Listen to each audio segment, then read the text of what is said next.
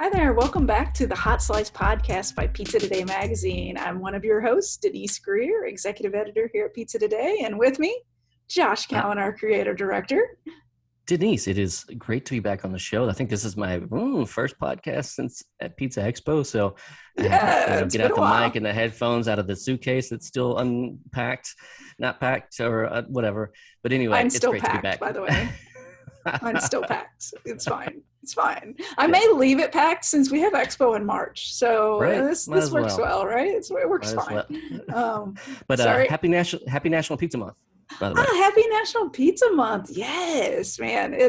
You gotta love a month dedicated to pizza. I mean, every day is pizza day, but to have a whole month where people are very excited about pizza and just it's blasted everywhere, it's fun. And it's also one of the busiest months of the year. I say, and just in general, I just like October, I love call October. Me basic or whatever, but I love October. And so I can't think of a better month for National Pizza Month. But and in celebration of National Pizza Month, we our guest today is one of our superstars. He's been a contributor to a magazine, to Pizza Expo for years. He's just an absolute creative mind, Mr. John Gutekanst. Yes, and he has some fun news to share too, because he's got so much going on at Avalanche in Athens, Ohio. Mm-hmm. But he's grown. He's added a slice shop. He's just doing big things. He's doing a lot of bread these days. I know it's Pizza Month, but he's doing beautiful bread. Like the bread, I follow him on Instagram, and it just makes me drool how beautiful it is. Yeah, I think it's maybe Friday nights or something. They after the rush or whatever, they just kind of throw down and start making all kinds of breads. Yeah, they do the farmers markets. Yeah, the farmers market for the farmers market. So his feed is very interesting on his Instagram feed is very interesting on Friday night, because you're just seeing bread after bread after bread. That they're all very creative and unique. So yeah, he's just got a brilliant mind for food, and he's very entertaining to boot. So absolutely, and you're gonna love it. We just have a great conversation with him. We go in 100 different directions, but hey, that's what it's like to hang out and talk on a podcast. So it's great. So I think let's just jump right into talking with John, because he's such a great guy to talk to, and he's gonna drop some nuggets you're gonna want to listen to as well. Yep. Performance Food Service is proud to deliver high-quality products, innovative technology, and custom operational solutions to restaurants of all sizes across the country. The flagship division of Performance Food Group, with deep roots in the restaurant industry, Performance Food Service has been the exclusive distributor of the Roma family of brands for more than 65 years. This signature relationship has allowed Performance Food Service to become a leader in the pizza and Italian segment of food service nationwide. With extraordinary pizza cheese comes extraordinary rewards. Only Bacio Exceptional Italian Pizza Cheese offers the Gold Club Rewards program with monthly cash back on every cheese purchase. Members also receive funds twice a year to use in their exclusive marketing store. It's their way of saying grazie to customers. Schedule a demonstration at bacciocheese.com/hotslice and discover how rewarding Bacio Exceptional Italian Pizza Cheese can be. Pizza is your legacy. Build it with Bacio. Well, John, we finally got to see each other at Pizza Expo after a 2-year-ish hiatus. It was great to see you. You were an absolute trooper back there with the mask on, emceeing every day. I mean, I could see you like with the mask and the emceeing and the microphone. It was just like a battle the whole time, but you were an absolute trooper for it. That was a lot of fun. And I missed not having Theo there, Kalagrakis. Yeah, because you guys play off each other really well. Yeah. He keeps me on my toes, because I'm like, hold on, what did he say about me? What did he say about me? I'm like, I didn't get that. I got you. And I try to do the crappiest Australian accent that anyone's ever had. Right. Yeah. What was the most special moment for you getting back to Expo after not going to Expo for so long? Like, what were you like, oh my gosh, this is the best? I don't know. I love doing the demos and those things, and just seeing all these people that are very. I mean, when you compete, it takes so much out of you. Just physically and mentally. And this was even like times 10 or times 100. But seeing all those ovens there and all the companies that kind of picked it up, they didn't have to, they could have just said, whatever, but it was huge. I was really bowled over, and all the contestants were so cool. Yeah. And before we get onto whatever, all the stuff you got going on, what was the kind of some of the trends that you saw in the competition? Because you saw about every pizza come through. Yeah. What were some of the trends that you saw that you were like, oh yes, this is catching on? Yeah, well, I have a story coming in December, Pizza Today magazine. Spoiler alert! Wants me to talk about that. No, I think it's amazing. Spoiler alert to what is it? It's going to be the December issue. Yeah. And deadline's coming up real soon, so. Cracking that whip on you, no. I know.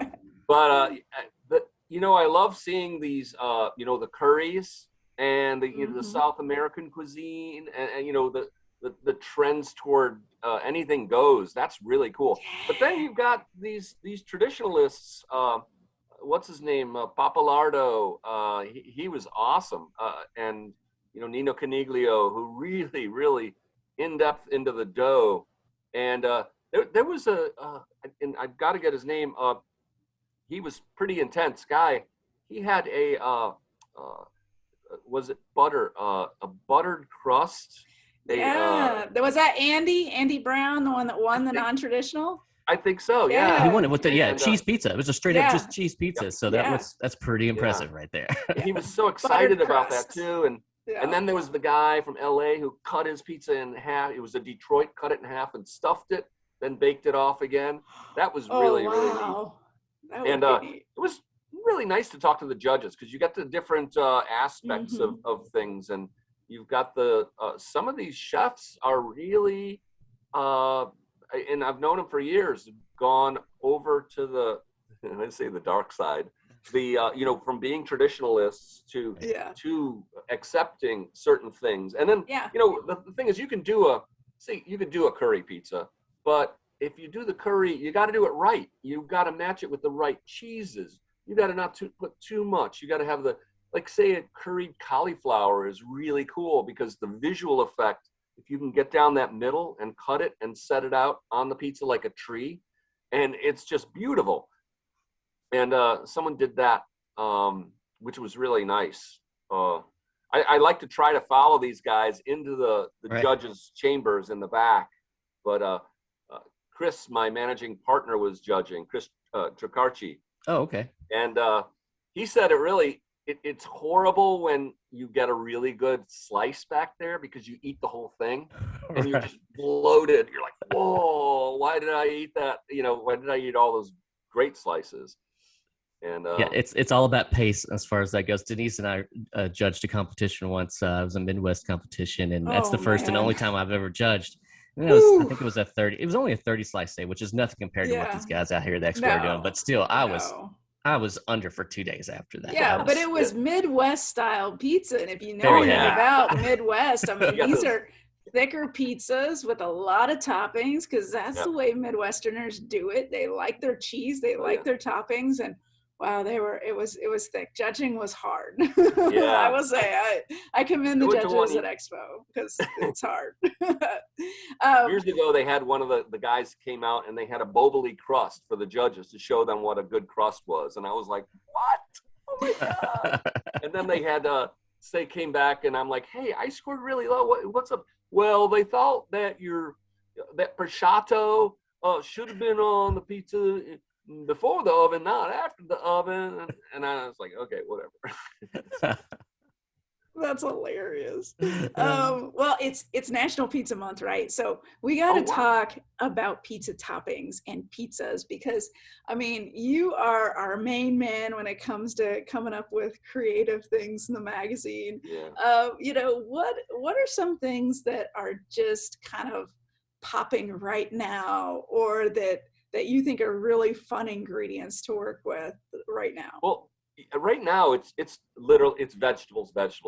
Man, if you're not doing vegan stuff, if you're not doing a vegan pizza, I could right now, I could just say you're freaking stupid. If you're not doing vegan cheese, you're stupid. And I could firmly say that, because it's a niche people may think, vegans, they make fun of them and stuff like that, but there's always a vegan. My household's filled with vegans now. They're like zombies going around. Why do I smell meat? No. You know, we do get backlash from it. Like, we'll have people laugh when we post articles about plant-based and things, or we'll get people, I'm never doing that, you know. So what do you, like, for those operators that are especially in smaller markets, which is hilarious because you're in a smaller market, so you know that it can work. You know, what do you have to say about these guys? Yeah, I've got dudes like pre-heart attack victims like me, you know, 50, 60 years old, coming in and getting a salad and wishing they could have a pizza and ordering a vegan pizza because their doctors have told them, listen, you know, you've got to tone down, you got to start getting into this. And there's some really good vegan cheeses out there now. Yeah. I mean, stuff that has a pull on it, that stays melty, that literally tastes like cheese. That's the other thing. We've gone through several that actually, one of them, the best one was one where they described, what does your vegan cheese taste like? And I said, Velveeta. And everyone's like, yes, give me 2 of those. Yeah, the first time I had it was Scott Sandler in St. Louis. He does the demos for us, but that's the first time I had a vegan pizza at all, and I was blown away how good it was, and the time and preparation he takes into making that cheese is amazing. Yeah, and yesterday I did a bunch of puff. Oh, sorry, go ahead. I did some puff pastries for our slice house, and I brought them there, and I put vegan cheese on it, and I did I put vegetables and vegan cheese. I brought it there, and Chris, the manager, goes, John, so what's in puff pastry? And I'm like, oh, butter. What did you put on the outside to make it shiny? Ooh, eggs, egg wash. They have products for that too. So yeah. Yeah, try vegan vegetables are huge, and I've got a lot of friends around here because it's a small community who are farmers, and I get dumped on. And right now we're in the I'm in the melon and squash phase of life. Oh yeah. The tomatoes have just about ended, and I've got a couple cases of those that I'm smoking tomatoes now. Smoked tomatoes are so fabulous. That sounds amazing. And the perfect one is like mesquite with tomatoes. Yeah. It's so dynamic, like on a fontina pizza. And you don't have to put many. With any sort of beefy topping also, like beef bacon, which is from the plate cut. It's the cut that's between the pastrami and corned beef area there on a cow. They're making bacon on with that stuff, so it's pretty cool. Oh. Real quick, run us through the process of smoking. How you smoke the tomatoes? Well, I have a box thing. It's called the Indian Chief. It's the old West Coast smoker, and I have to be really careful because it's basically just a skillet on a heating element down below, and you put the chips in there, and then you adjust the top whether you want it cold smoked or hot smoked. And the problem is I never do it at night anymore while I'm drinking beer, because you always you wake up in the middle of the night, oh my God, the smoker's still on. Oh, because that thing will just cook. It'll just cook down anything you have in there. But then you have the dried food. By then. That's when you call it jerky. There you go. It's like when I burn the shit out of something, I call it European bake. I like it.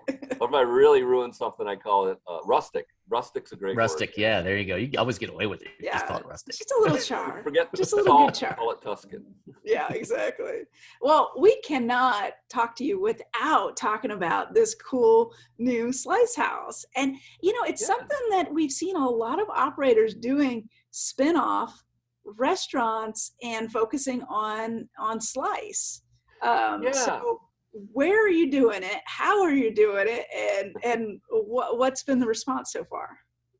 It's very good. It's been a great response. We've had a tough time with labor shortage here, even in the cow shop, believe it or not. Yeah. And that's really kind of affected our menu. We're starting to bounce back. We've got some good people working there now. And it's a really small little area, very small. And it was really tough getting the equipment in there that's exactly 36 inches. If we go 36 and a half, there's no way it'll fit. So and we've got a little setup on the counter so that people can come in and get stuff. So we decided on doing these wonderful beef sandwiches, local beef. I got a rancher out there who sends me huge cuts of either clod or bottom round, and we roast them at a really slow temperature. I did it with Italian, so I put garlic powder, Italian seasoning, salt, pepper, very simple. But I let that marinate overnight and then cook it at like 240 degrees for 2 hours. So it's really tender, and we slice it off, and then we do it kind of the Italian beef, Chicago Italian beef style, but this is Ohio, so we have to add provolone to it, and we did a horseradish crema, which is unbelievable. I love a horseradish sauce. It's amazing. Oh yeah, that's great. So we're doing those things, and then for the hipsters, we've got avocado toast on the menu. So we've got both things, and but on the avocado toast, it's selling like crazy. Because we're doing a focaccia, almost like you would do a Sicilian style pizza, where it's a really long holding in the pan where it rises, and then we cook it in our new Pizza Master oven, which is a really great oven. And we will toast them and top that with avocados. But what's really selling is avocado toast with smoked salmon on top. People just love it. So that's been our little slice house thing, and it's going very well. It's really going very well. Is it like right next to the university as far as location No, this goes? is on the other side of town, which is a whole nother dynamic. Here, our town is like a big hill, so some people don't even go to the other side of the hill. It's kind of crazy, but it's a nice area, and it's in a realty building, so it's really cool. So what did it take to get this off the ground? Because I mean, you're doing it at a very interesting time in business. It was 6 months after we signed the lease that we actually were able to open. It had so much. We waited so much for. I still have equipment I'm waiting on, and it's still not coming in. A heating element, a slice element, and a refrigerator, and I don't know where they are. I have to check. Was this idea of a slice house even in your brain before the pandemic started, or was it something you kind of marinated on after that? Yeah, well, we have slices in our other place, and for the first 6 months, I was told, this sucks, John. We're throwing away so many pizzas. This just sucks. But I remember in Boston, we called them the slice a-holes. They were right down below us. We lived right in the city. And I'm like, hey, honey, would you like me to go down to the slice a-holes again? You'd walk in there, and they would look at you and go, oh, what do you want? You're like, may I please have 2 slices? And they take it and they throw it on the thing and slam it shut, and they say $2.50, and you're like, yes, sir, here you go. And anything for a slice. So I know that I was a slice addict by then. I was just addicted to slices. Yeah. And once we started doing slices in our mothership, they coined the term slice face when people walk in the door and they're just like going toward the slice container and seeing what's in there and choosing their slice. And so after a while, you get those people who always in the back of their mind or in the front of their mind, they're scoping around for lunch or dinner, and they go, I could just go to the slice house and get something. It's the easiest thing to do. It's the easiest thing to do. It's quick, and now we've morphed to having Sicilians in there. We did have Detroits. They didn't sell as much, and they were it was a real stretch for people to try and making them, So we're looking right now at economy of motion, especially with raising wages and stuff for our employees. And economy of motion is just in every single item you have on the menu. Just keep going back to it and saying, we've got this one item and we only use it for one item and it's not very popular, and cut and try to make things a little more streamlined. Absolutely. But the slices are selling well. They really are. Are you doing consistent and have them? People will come. Are you doing 18-inch pies for your slice? Yeah, we're doing 20-inch New York. 20-inch, nice. So nice. Those started selling like crazy, and we only cut them 3 times. So there's 6 slices, and they're oh my gosh! So they're massive. I love it. And so that's what we're doing at the Slice House. So we're kind of getting trying to get as much money from each customer as we can, and giving them a really great product. Here, when I hear prices that these guys are selling pies for in Jersey and New York, I even on the West Coast, I want to shoot myself in the head. I'm like, there's no way I can sell that here. $6 slice. So, Jeez. but the other thing is we're doing is the market stuff, which is like very experimental stuff. We were doing. I was in Vegas at the Raku. It's the best Japanese place, and it wasn't expensive. But I took a couple Italian chefs from Chicago that I know from Chicago there, and they served a homemade tofu in a basket, and they put it on upside down. And these guys are like, tofu, I got it. Oh boy. And the woman goes, and this is matcha salt. And she put it all over the top and like, what are you doing? Matcha tea? So then they became addicted. They were like, man, this is better than the best ricotta I've ever tasted in my life. And give me some more of that matcha. And I was telling them, you don't want to put that matcha salt on the sushi. And they're like, shut up.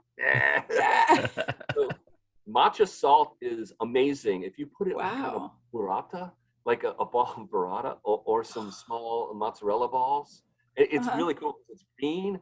It's got that vegetal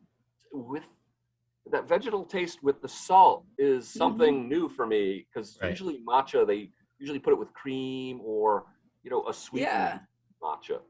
So you're supercharging your mozzarella there. Yes. And the other thing I made was, because I have a dehydrator, and my wife hates this. She'll walk in the kitchen and I'll have it out, and she'll just be like, oh, God. Oh, no, it's dehydrating time. What are you dehydrating now? Wolf balls? But I did sauerkraut. I couldn't believe it. Sauerkraut powder is unbelievable. It's you just dehydrate sauerkraut and put it in a spice grinder, and it's like lemon zest. You can do that with lemon zest. Pickle the lemon first, lemon zest, and then dehydrate it, and you get this powder that's amazing. And so I'm really into the powders, and I actually ordered some soy sauce powder, and of course my lovely, wonderful wife had to chime in and said, "What are you going to use that with, John?" And I'm like, "I don't know, but it's soy sauce powder." She goes, maybe what you can do is add water to it, and then you can put it on like sushi. And I was like, it took me a while to catch it, but I'm like, that's so cute. I was at a pizzeria in Minnesota, in Minneapolis, that had a horseradish powder that they used on one specific pizza. And that was really unique, and it gave it such a fun little kick to the top of it. That's it was very really cool. Neat. Yeah, it was really neat. Horseradish is underrated. One of our best things is our Afghani snowshoe naan, where we use and kneading this stuff in here as hell. But horseradish, Parmigiano, lemon zest, and dill in the dough. So we put it in regular pizza dough, and then we bring it. I do it about 19-ounce dough balls. Then we flatten it out, and then we top it with water, sea salt, and black sesame seeds. And it's a bread I have to do every week, and it's something about the horseradish in there does something. That's awesome. It's just amazing.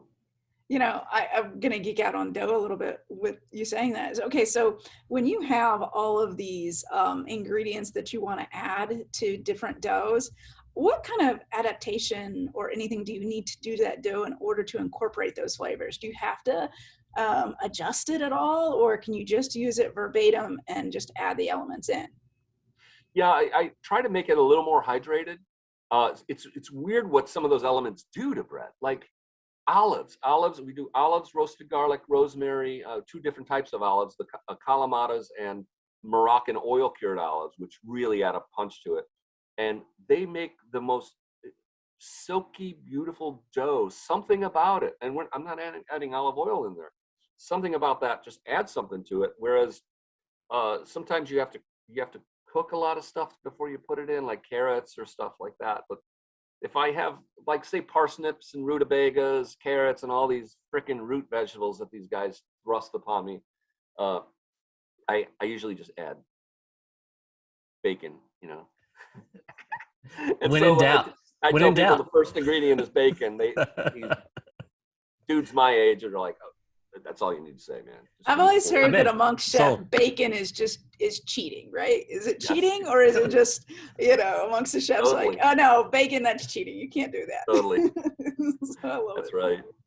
But so we try to do them because we're doing them on the bench, and we have to do them fast because it's just so labor intensive. We hold them a lot too. So basically, even if you can't get them, I call them impregnated into the gluten net. Even though the gluten net may be a little bit wanky, we're holding them for about almost 48 hours too. So they'll blow and they'll get really nice. It kills me to see some bakers, they're like, and this is the piece de resistance. And they take roasted garlic one in a huge bowl and they go, in the top. That is our secret. I'm like, what? It's not gonna do nothing, man. But it's a labor of love, and we're trying to get through the usual suspects, which is tough because once you get done with that, it's hard to be creative when you're burnt out and you're going on your 5th hour of just making the dough. And but sometimes I'll go, oh my God, the Corsican basil bread right now is really good because their basil plants are getting a little shot. So I just have people pull up their whole basil plants and we just strip them and put that in dough with roasted garlic, sun-dried tomatoes. It's just magnificent. The fresh basil just kind of dissipates in there. You see a few little pieces and stuff, but the flavor is just all throughout that. Wow. Cool. So, That's awesome. yeah, I know you have some other stuff going on. So we'll get into that real quick. You have you and Bruno are taking your talents to the screen. Yeah, I am really not supposed to talk too much about it, but okay. Yeah, we filmed years ago. 5 years ago, we were in. So what we started doing was we were competing all over Europe. Okay, and we were going there, and it's just I remember it was Tony, me, and Bruno for a couple of years. That's all. And we would go there for 4 days, compete, and leave. And I'm like, we're in Europe, man. Why don't we just, So we got a car once we landed in Geneva, Switzerland, and we were going to compete in Paris at Disneyland.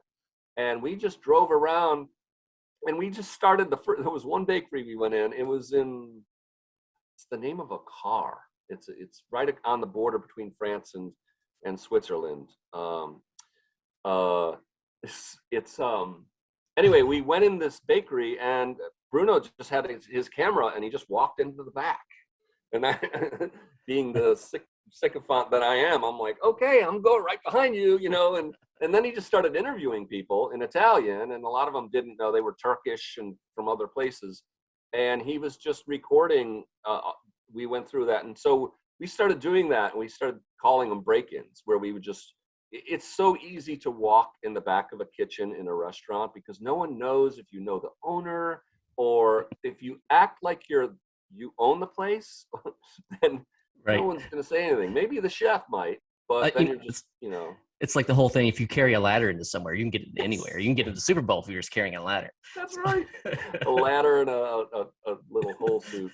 So tell the people who Bruno is first, because some people may not know. I guess so. Yeah.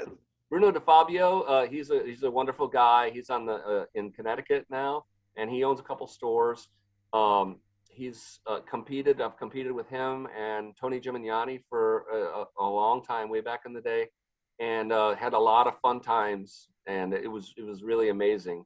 And that's why we started filming. So we filmed, and then we made arrangements with a master baker in France, and to go and bake with him and just learn as much stuff as possible. And then, so after that, we decided the movie we made is kind of crappy, but let's get a film crew to do it next time. So we did get a film crew. We went through France, Italy. We made pizza with a guy in the Adriatic Sea, a fisherman. Wow. So what he wanted was a case of beer. We accosted him on the shore. He was done fishing, and he wanted a case of beer. And then so one of the guys, the crew members, went and got him a case of beer. And these were like 32-ounce beers. I'm like, oh my gosh, he's going to be driving the boat. And so he had this teeny boat, and we went out there with the film crew on the front of it, and we went, but then we got the sunset, and he caught some cuttlefish and some little fish, and we cut them up and put them on a steamer and steamed a pizza, and it was delicious. Wow. It was really, really good. But talk about fresh. So we did stuff like that. Okay. So basically, the premise of the show is Bruno and I competing against each other, and it's very, very cool. Bruno is a horrible loser, but he's even a more horrible winner. Like, you'll be down and you're like, oh, I lost, and he'll be over you. That was the worst. I'm in your head, dude. I'm in your head. You're going down next time too, and just like, oh my gosh, just a barrage of attack. But we had some fun times. We went through Europe, and then we did another months later. We filmed in America, and in the U.S. We went down south. We were shooting frozen pizzas in the air, like clay pigeons. That's fantastic. And we cooked over cow crap, which is huge pyres of cow poop, and we did a lot of stuff. We went to Philly, South Philly, right on the street, making pizzas in a pizza wagon, and they were some amazing pizzas. And we got to fight a Rocky impersonator. And I got hit in the face. We were trying to choreograph. I got hit in the face pretty hard, man. And there was no play acting with that, eh? Hits. You can never trust a Rocky impersonator. I'm just going to tell you that right now. Well, when you're laying on the floor and your best buddy goes, "Hey, Italian scallion, get up!"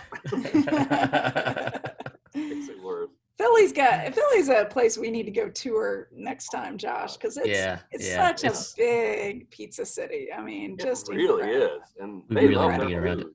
They love the food. So and then New York City, we went there, and then Delaware on the beach. We made pizzas in the sand like you would a crab thing, and it was a lot of fun. So anyway, it's should be picked up in soon, and they're editing right now, and oh wow, we'll see what happens. Fantastic. Congratulations, man. That's awesome. Yeah. I love all the pizza related stuff coming out or that have just come out. I mean, there are so many pizza related food shows right now, and I love it because you just get so many ideas and so much inspiration. So we pitched the Food Network twice.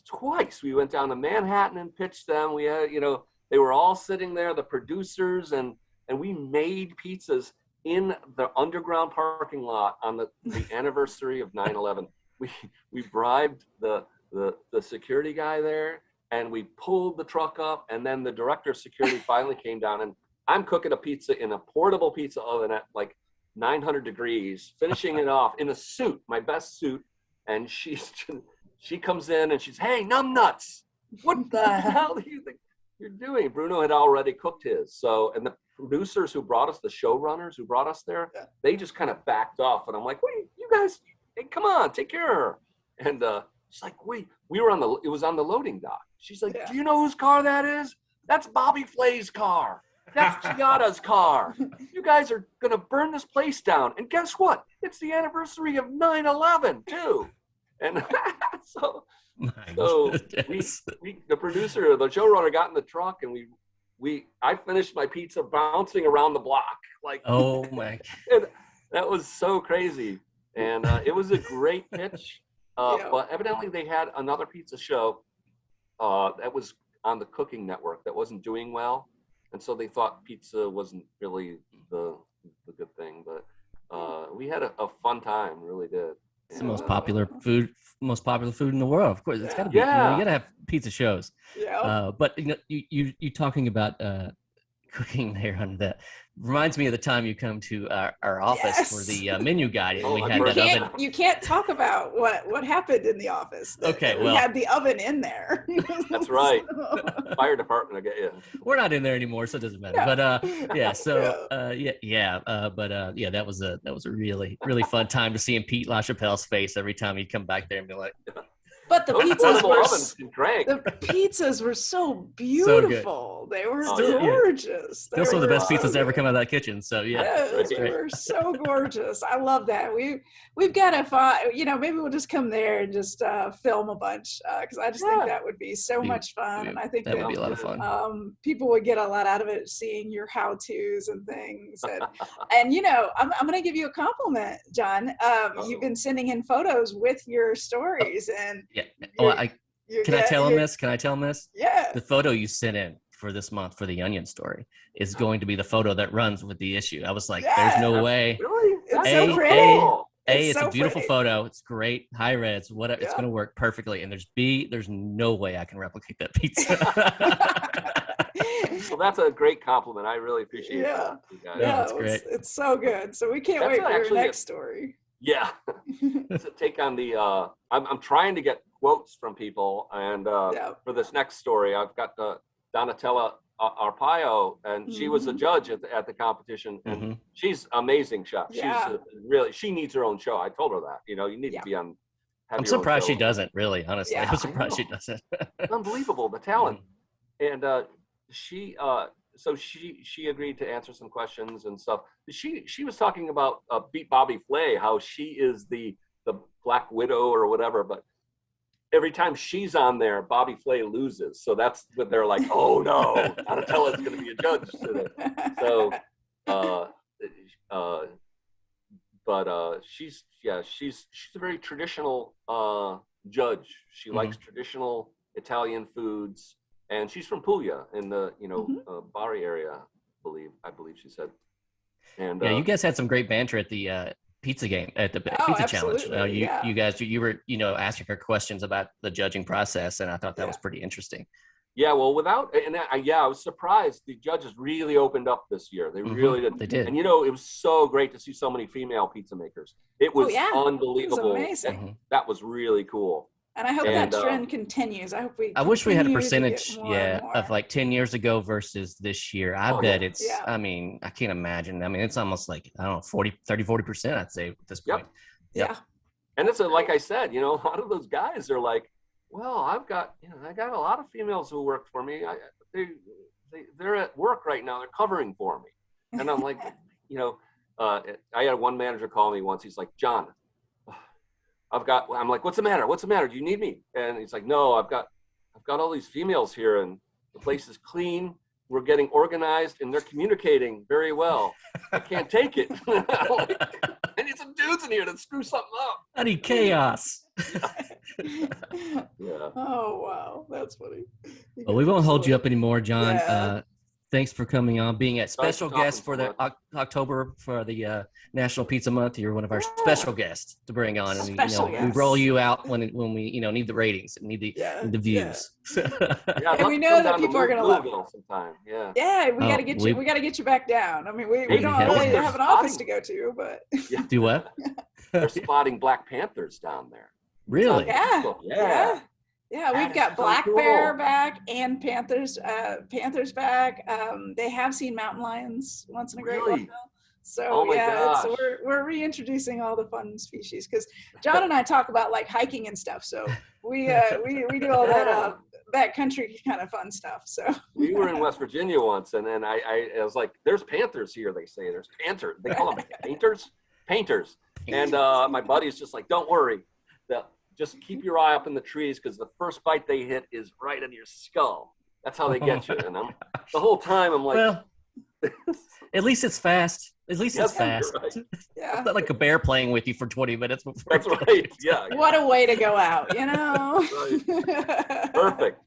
Well, that's right. Well, have a great rest of your National Pizza Month. I hope you just rock with your Halloween, whatever you've got going on with that, and the upcoming I know sales days have been kind of those big, huge days. Anyways, but just rock Halloween and day before Thanksgiving, and it'll be fun. And keep taking those great photos and saving me some money. Keep taking those great photos. I can't go up against you, Josh. No way, man. All right. I love you guys. All right. Well, take care, John. We'll talk to you soon. Care.